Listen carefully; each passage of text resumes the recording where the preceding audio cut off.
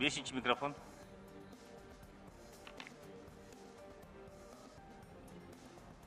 Beşinci mikrofonu koş berseňer. Bütün Kırgızstan Madumarov.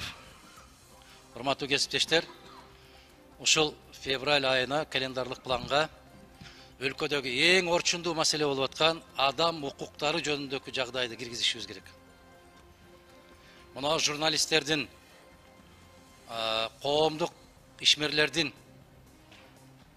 жарандык активисттердин үстүнөн болуп аткан маселе боюнча ушуга эле ичинде маалыматтык коопсуздук маселесин ушунун ичине киргизишибиз керек бир күндө. Маалыматтык коопсуздук деп аткандыгымдын себеби баягы социалдык тармактардагы ар кандай баягы чейинен чыгып кеткендиктер жөнүндө. Биз ушу эки маселени бир маселе кылып киргизип, Кыргыз Республикасында адам укуктарын сактоо абалы жөнүндө деп киргизип койсок, бул маселе кененирээк болот.